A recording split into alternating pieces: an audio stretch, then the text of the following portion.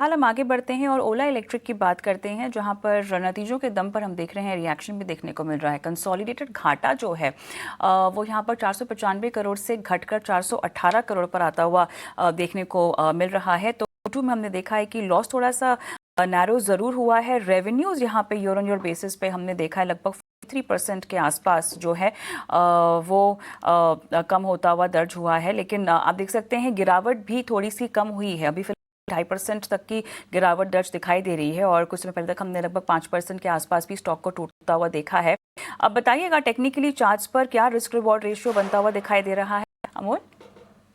कोई directional momentum है नहीं स्टॉक में। फंसा हुआ है, करेक्शन के बाद एक लोअर टॉप फॉर्मेशन हुआ है जो रेजिस्टेंस हो 58 का। On the flip side support बनाया हुआ है 45 46 का।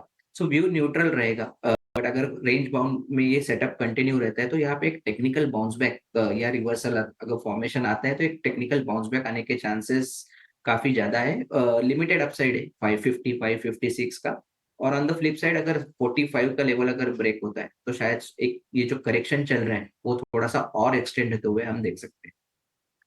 और राइट, तो चलिए ओला इलेक्ट्रिक पर फिलहाल कोई डायरेक्शनल कुछ खास व्यू आता हुआ नहीं दिखाई दे रहा, लेकिन हमारे सहयोगी भी हमारे साथ जुड़ चुके हैं, अभिषेक सत्यव्रतम। और देखिए जिस तरह के नतीजे आए हैं, ऑपरेटिंग एक्सपेंसेस अगर हम ऑटो सेगमेंट में देखें तो यहाँ पर 258 करोड़ पर आंकड़ा आया है 308 करोड़ के मुकाबले। अगर हम इसको कंपेयर करें Q1 से, कंसोलिडेटेड ऑपरेटिंग एक्सपेंसेस भी यहाँ पर 416 करोड़ आए हैं और यहाँ पर हमने देखा है 451 के मुकाबले ये भी आंकड़ा थोड़ा सा डिप होता हुआ देखने को मिल रहा है।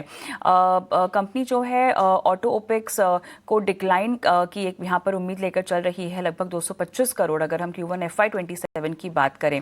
तो ओवरऑल कंपनी के स्टेटमेंट के लिहाज से रोडस्टर मॉडल जो था उनका 4 times higher than Q1 sales का मोमेंटम इसमें अच्छा खासा बना हुआ था। लेकिन 450 units a day festive season के दौरान जो है वो दर्ज हुए और अभी फिलहाल ये जो रोडस्टर मॉडल है कंपनी का, वो नए अकाउंट्स में अगर हम देखें तो 15% ऑफ द टोटल सेल्स जो है वो फैक्टर इन करता है। तो इस पर और विस्तार से भी हम बात करेंगे, नज़र हमारी बनी रहेगी। फिलहाल गिरावट 2.5% की है ओला इलेक्ट्रिक में। लेकिन अमोल, आइनॉक्स विंड की हम बात करते हैं और यहाँ पर खबरों के तर्ज पर कुछ ऑर्डर्स मिले हैं प्रोजेक्ट के लिहाज से।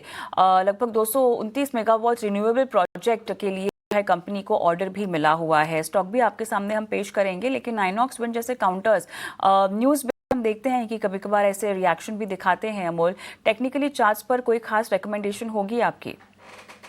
तो फिलहाल तो वीक सेंटीमेंट है, वही कंटिन्यू रहने के चांसेस अभी तो चार्ट्स पे दिख के आ रहे हैं। एक double top kind of pattern हुआ है डेली चार्ट्स पे।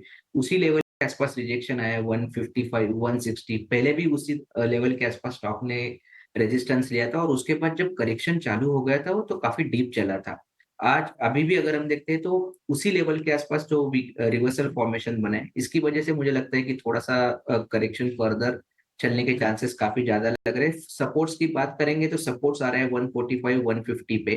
वहां तक ये करेक्शन चल सकता है। अगर ब्रेकआउट के लिए कोई वेट कर रहा है तो 160 एक ब्रेकआउट लेवल रहे। 160 अगर ब्रेक कर देता है stock, so positional point of view से ये स्टॉक में एक डायरेक्शनल पॉजिटिव मोमेंटम बढ़ने के चांसेस काफी ब्राइट लग रहे हैं।